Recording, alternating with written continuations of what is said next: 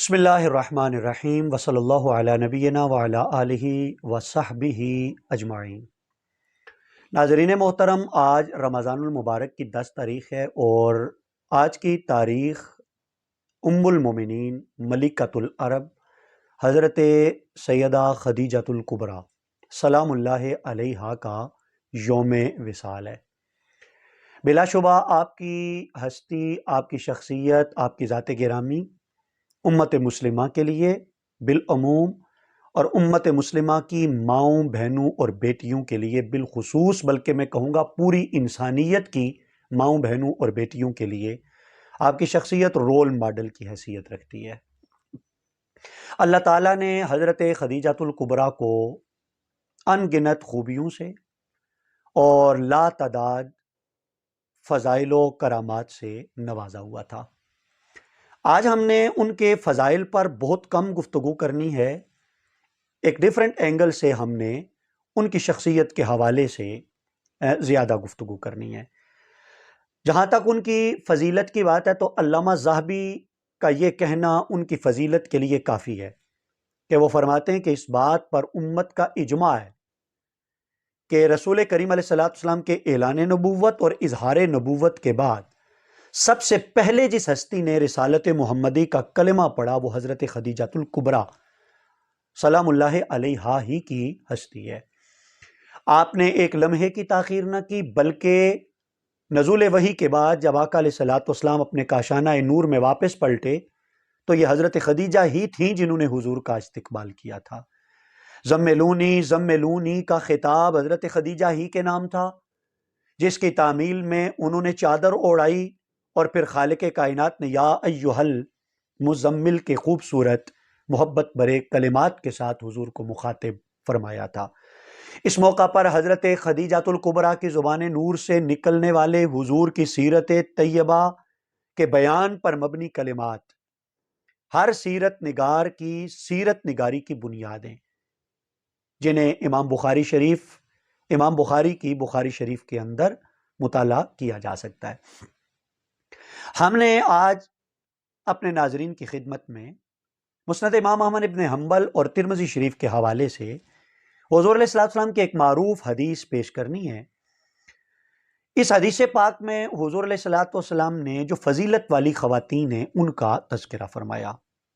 حضرت انس رضی اللہ تعالیٰ عنہ نے بھی یہ حدیث روایت کی اور تاجدار علم و حکمت مولا علی المرتضیٰ کرم اللہ وجہ الکریم بھی اس حدیث کے راویوں میں۔ حضور علیہ السلام نے ارشاد فرمایا کہ فضیلت کے اعتبار سے مفہوم حدیث ہے اور یہ دو حدیثوں کو جوڑ کر کے ترجمہ عرض کیا جا رہا ہے۔ فضیلت کے اعتبار سے تمام جہان کی عورتوں میں سے 4 خواتین فضیلت مآب ہیں۔ آقا علیہ السلام نے ان کے نام لیے، ترمذی شریف اس وقت ہمارے سامنے ہے۔ حضور علیہ السلام نے پہلا نام لیا مریم بنت عمران، دوسرا نام حضرت خدیجہ بنت خویلد، تیسرا نام فاطمہ بنت محمد صلی اللہ علیہ وعلی ابیہا، اور آسیہ جو کہ فرعون کی زوجہ ہیں۔ اچھا، اس حدیث پاک کا دلچسپ پہلو یہ ہے کہ حضور علیہ السلام سے پہلے تشریف لانے والے کم و بیش 1.25 لاکھ کے لگ بھگ انبیاء کرام، ان تمام کی امتوں میں سے 2 خواتین اور صرف رسول اللہ صلی اللہ علیہ وآلہ وسلم کی امت میں سے 2 خواتین۔ اور پھر اگلی دلچسپ بات یہ کہ ان دونوں خواتین کا تعلق جو حضور کی امت میں سے تمام جہان کی عورتوں پر فضیلت رکھنے والی ہیں، ان دونوں کا تعلق اہل بیت اطہار کے ساتھ ہے۔ ایک ام المومنین زوجہ رسول اور دوسری بنت رسول، دختر رسول۔ تو رسول کریم علیہ السلام کی یہ حدیث پاک حضرت خدیجۃ الکبریٰ کی فضیلت کے حوالے سے، ان کی عظمت کو سمجھنے کے حوالے سے یہ بیان کافی کی حیثیت رکھتی ہے، جس کے بعد کوئی اور بات نہ بھی کی جائے تو ان کی عظمت اور فضیلت پوری طرح عیاں ہو جاتی ہے۔ جو آغاز میں اشارہ کیا گیا کہ آج ہم نے سیدہ خدیجہ کی شخصیت کے ایک اور پہلو سے بات کرنی ہے، وہ پہلو یہ کہ حضرت خدیجۃ الکبریٰ تجارت پیشہ خاتون تھی۔ اللہ تعالیٰ نے آپ کو بڑے مال و دولت سے نوازا تھا۔ جس وقت مکہ والے مال تجارت لے کر دوسرے ممالک کا سفر کرنے کے لیے روانہ ہوتے تو ایک طرف سارے مکہ والوں کا سامان تجارت ہوتا،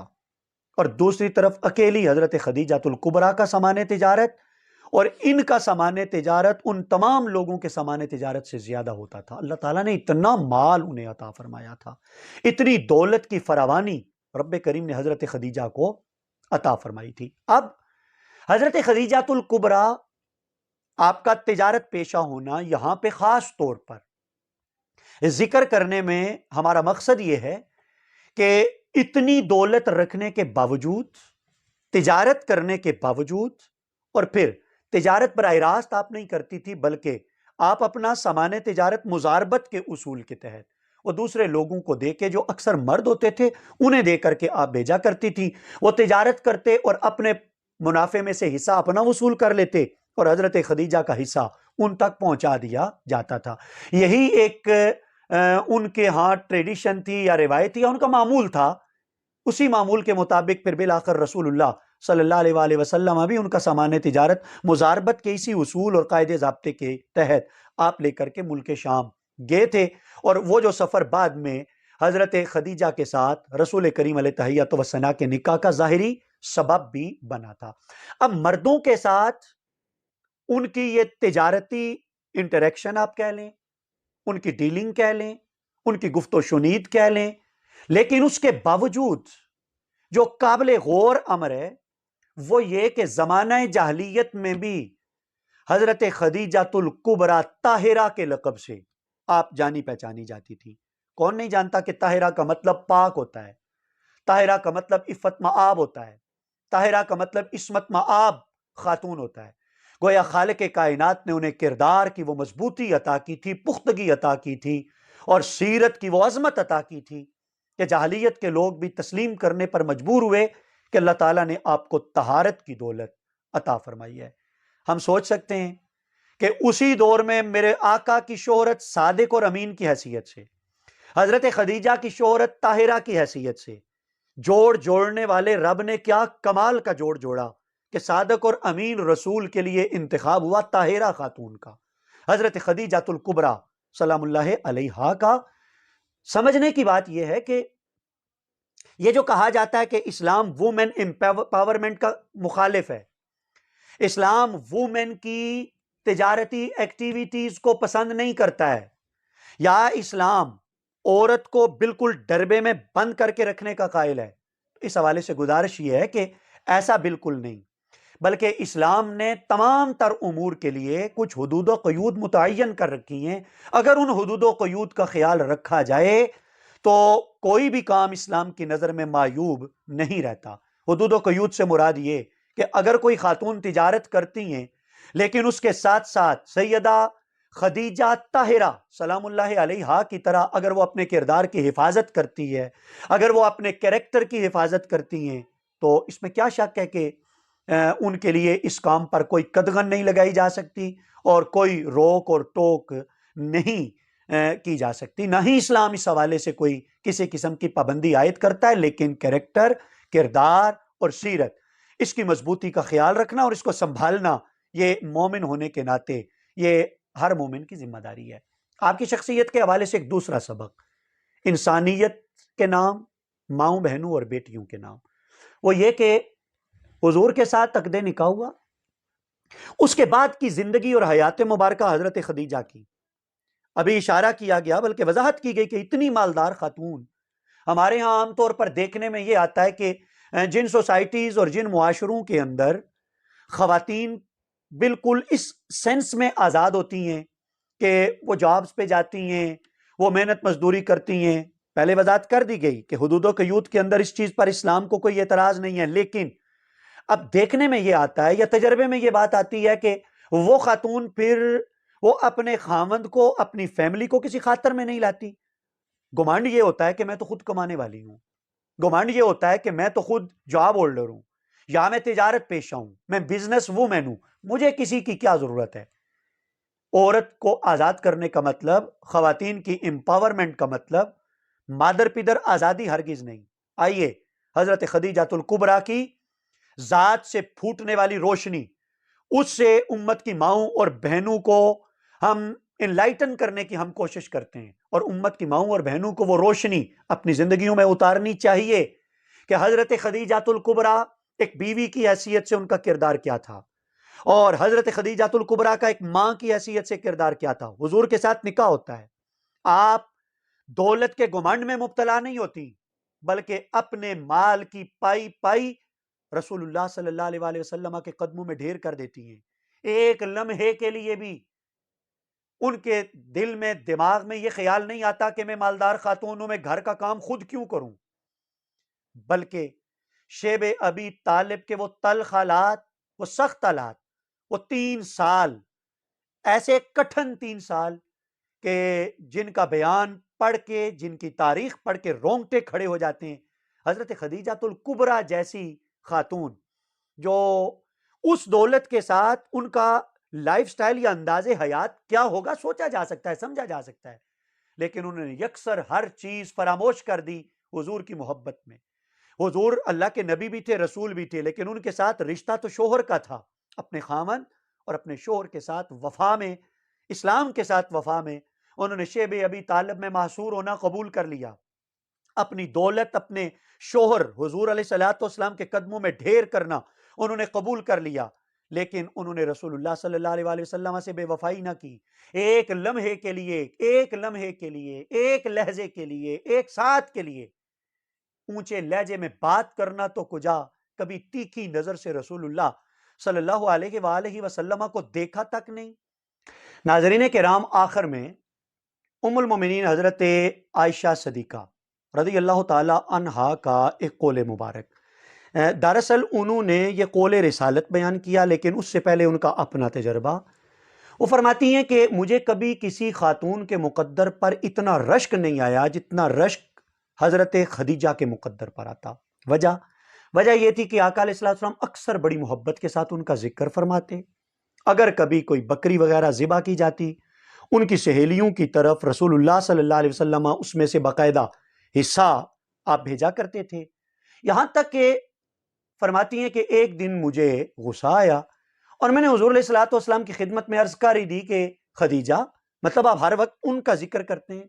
تو آقا علیہ الصلوۃ والسلام نے، یہ مسلم شریف کے الفاظ ہیں،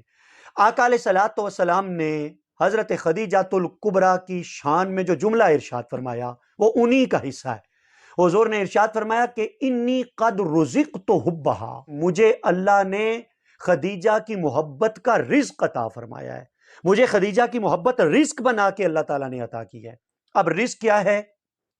لسان العرب ہمارے سامنے ہے، ابن منظور فرماتے ہیں کہ رزق کیا ہے؟ ما ينتفع به،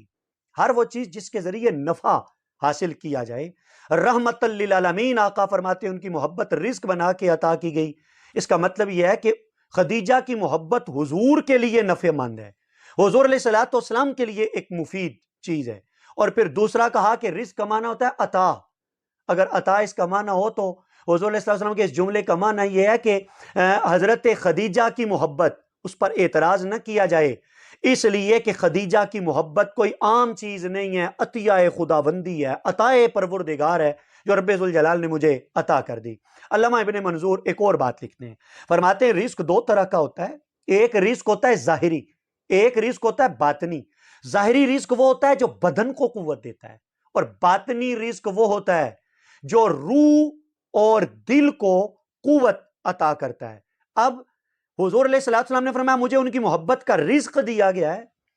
اب اگر رزق ظاہر اور باطن، بدن اور روح کو قوت دینے والا ہے تو سوچا جا سکتا ہے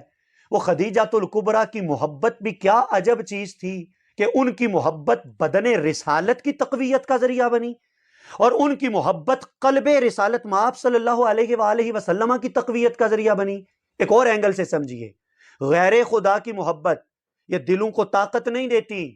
صوفیاء کرام کے اقوال، احادیث مبارکہ، قرآن مجید یہ ہماری رہنمائی کرتے ہیں کہ غیر خدا کی محبت یہ خدا سے دور کرتی ہے، لیکن ہر ایک غیر خدا بھی تو نہیں ہوتا۔ حضور علیہ السلام نے یہ جو ارشاد فرمایا کہ اس کی محبت کا رزق مجھے دیا گیا، اس کا مطلب یہ ہے کہ خدیجۃ الکبریٰ کی محبت یہ رزق بنا کے میرے دل میں اس لیے اتاری گئی